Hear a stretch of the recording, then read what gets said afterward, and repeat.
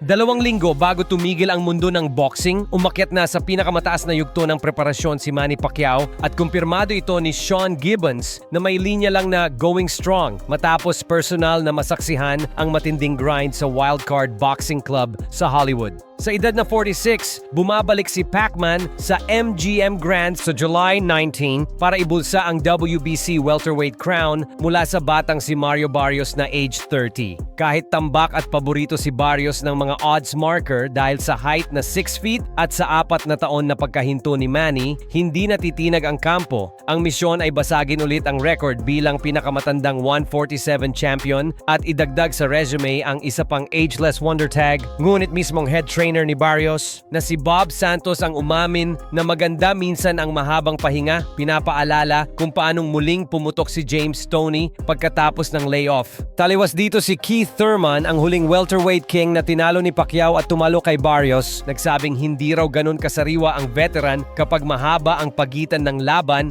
Ginamit pa niyang ebidensya ang pagkatalo kay Yordenis Ugas matapos ang COVID era. Gayunman, idinagdag ni Thurman na kung may paraan para patayin ni Manny ang lahat ng duda, iyon ay isang knockout na magpapaalala sa mundo ng vintage left straight na humawi kina Ricky Hatton. Habang nag-iinit ang countdown, lumulutang ang usaping pelikula at inamin ni Pacquiao na kung gagawing biopic ang kwento niya, gusto niyang si Mark Wahlberg ang gumanap. Regular umanong nanonood ng training si Wahlberg kaya kabisado na nito ang karakter, dagdag pa ni Manny na kaibigan niya ang aktor at mabait na tao. Sinilip din ang idea na baka ang sariling anak niya ang pumapel sa mas batang version kung sakali. Bagay na bagay ang casting dahil kung mananalo si Pacman sa 46, magiging mas cinematic pa ang storyline. Mula kahirapan sa Gensan patungong 8 dibisyong alamat, naging senador, bumalik upang gulatin ang kabataan at isulat ang panibagong kabanata ng age-defying glory. Ngayon, nakatingin ang buong planeta kung kaya pa ba niyang mag-teleport sa prime form